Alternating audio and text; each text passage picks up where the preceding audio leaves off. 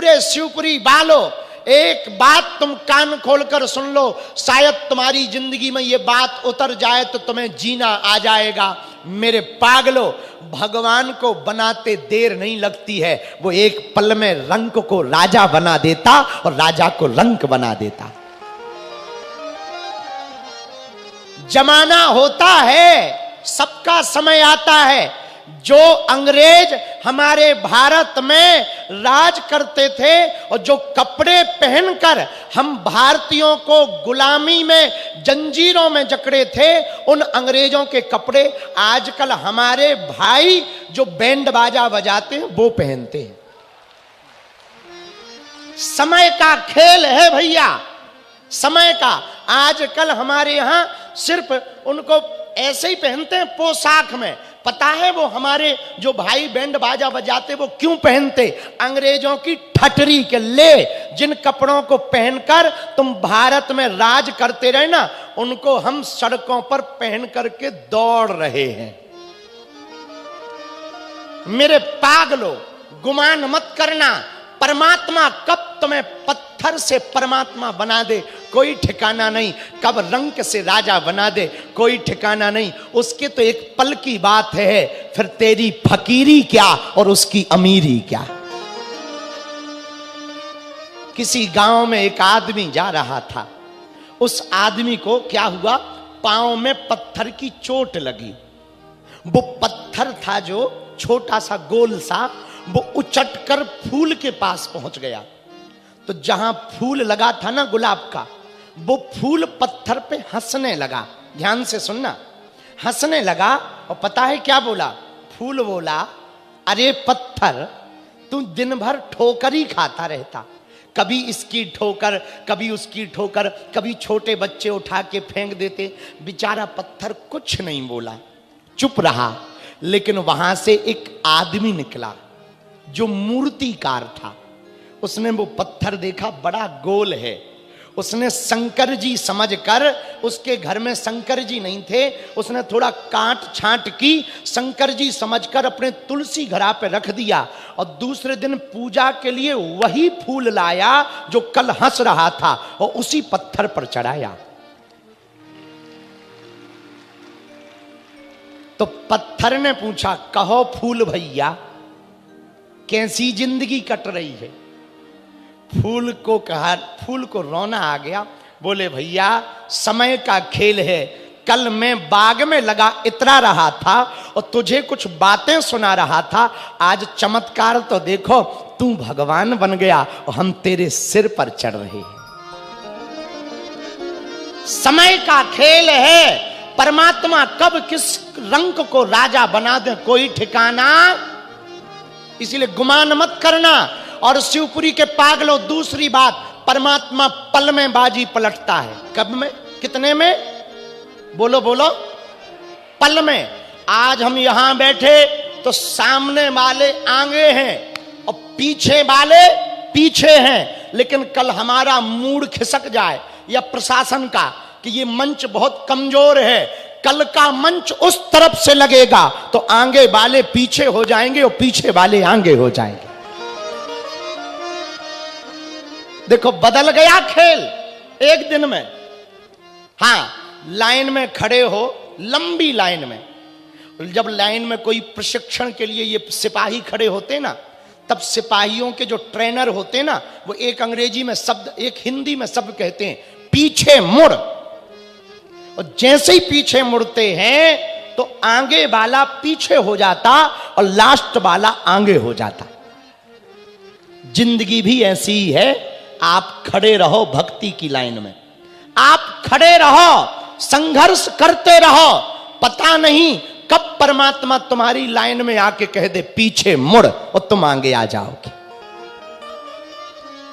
ये जो वृद्ध बैठे हैं ना मंच पर, ये जो नीचे बैठे हैं, इन्होंने 4 दिन में कभी नहीं सोचा होगा कि ऐसा होगा कि हम आगे बैठेंगे।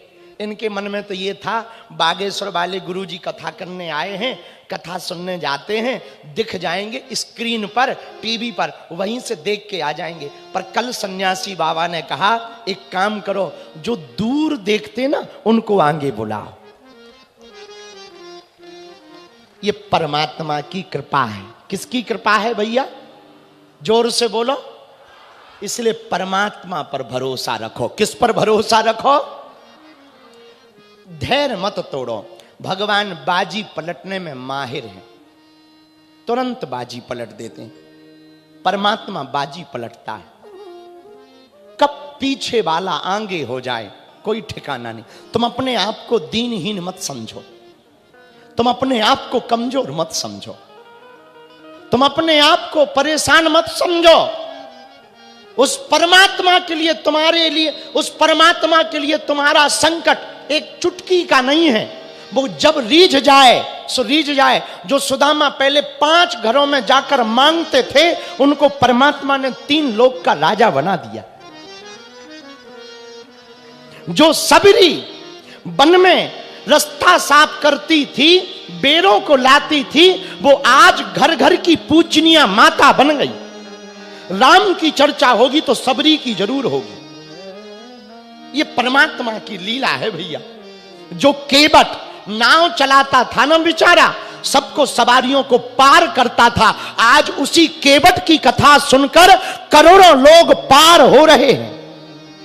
ये परमात्मा की कृपा है। परमात्मा कब किस पर कृपा कर दे कोई ठिकाना नहीं है भैया। हम अपनी ही कहें। ये जो तुम्हारे सामने बैठा ना छोटा सा दास, नाम बाबा बागेश्वर बाबा, देखो कितनी महिमा मंडन। पूज्य दनरुआ वाले महाराज जी ने क्या कहा, इन्होंने क्या कहा। पर भैया हमें अपनी औकात पता है।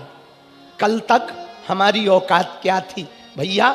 जिस गांव में हम रहते हैं ना, गड़ा गांव में, आज भी उसी गांव में रहते, हमारा सरपंच भी हमें बैठने के लिए कुर्सी नहीं देता था। हम उसके पास जब जाते थे ना, कुर्सी नहीं देता था, कुर्सी। भैया वो फट्टी, वो चबूतरिया पर बोरी होती ना, बोरी पे हमारा नाम लेके कहते, ए गर्ग जी बैठ जाओ उधर। और हम बैठ जाते थे, कुछ ना कहते थे। और सब कुर्सियों पर बैठते थे, हमको कुर्सी तक के लिए नहीं पूछा जाता था। पर हमने हिम्मत नहीं हारी, डटे रहे, उनका नाम लेते रहे। हमारे जिस गांव में हमारा जन्म हुआ, विधायक भी 5 साल में एक बार आता था। लेकिन आज उस परमात्मा की कृपा तो देखो, पूरी दुनिया के लोग उस गांव में जाते हैं। ये बालाजी की कृपा है, ये परमात्मा की कृपा। भैया उस परमात्मा की कृपा का प्रत्यक्ष उदाहरण है। जिस गांव की हम बात कर रहे हैं ना, हमारे यहाँ सड़क नहीं थी। 15 साल पहले सड़क नहीं थी। 5 किलोमीटर पैदल हम पढ़ने जाते थे, फिर लौट कर आते थे। पैदल जाते थे, 2 घंटा जाने में लगता था, 2 घंटा आने में लगता था, फिर पढ़ने जाते थे। भैया आज उस गांव का हाल देखो।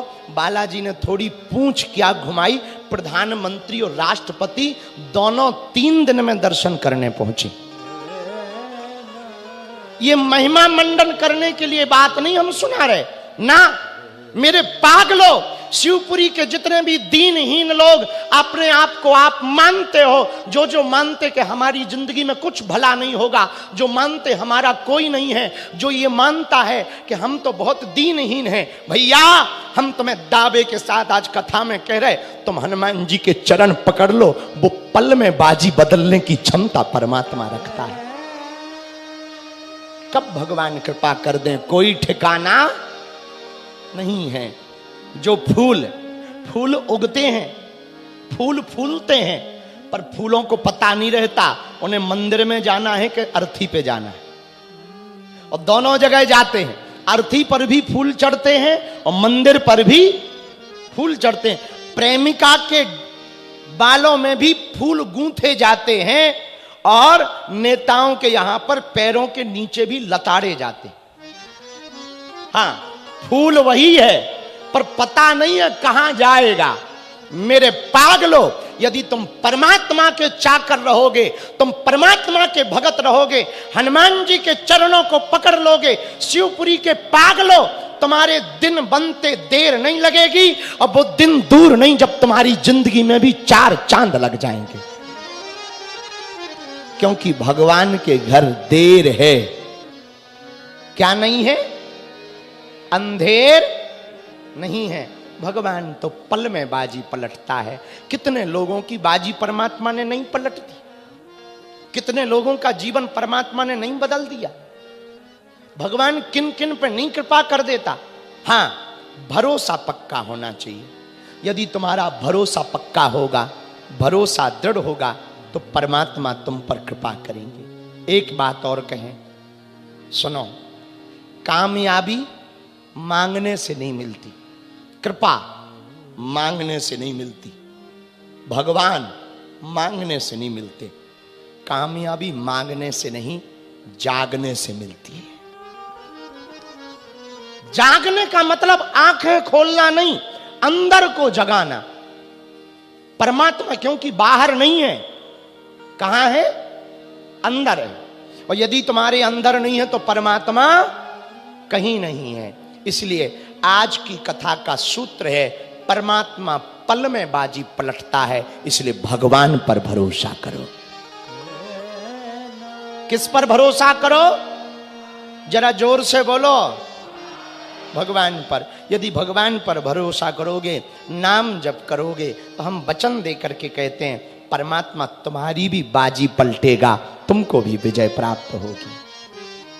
तुम पर भी कृपा, जब निषाद राज पर कृपा कर दी, केवट पर कृपा कर दी, अहिल्या पर कृपा कर दी, गणिकाक पर कृपा कर दी, ध्रुव प्रहलाद पर कृपा कर दी, सबरी पर कृपा की, भैया कलयुग में भी लाखों लोगों पर कृपा की, तो हम पर, आप पर भी प्रभु कृपा करेंगे। हां, भगवान के घर देर है, अंधेर, कुछ पाने के लिए कुछ खोना तो, और बालाजी की कृपा पाने के लिए कुछ खोना नहीं पड़ता, भगवान का होना पड़ता है।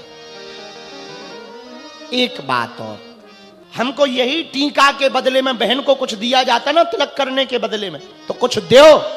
यमराज बोला, बहन ऐसी बात है तो हम वचन दे रहे, आज यम द्वितीया के दिन जो भी भाई बहन तुम्हारी शरण में आकर यमुना जी में डुबकी लगाएगा, उसे कभी भी हमारी सुटाई पिटाई नहीं लगेगी।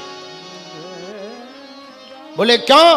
बोले जब वो तुम्हारी शरण में आएगा तो वो तुम्हारा बेटा हो जाएगा, तुम उसकी माताजी हो जाओगी, और जब तुम्हारा बेटा हो जाएगा तो वो हमारा भांजा लगेगा।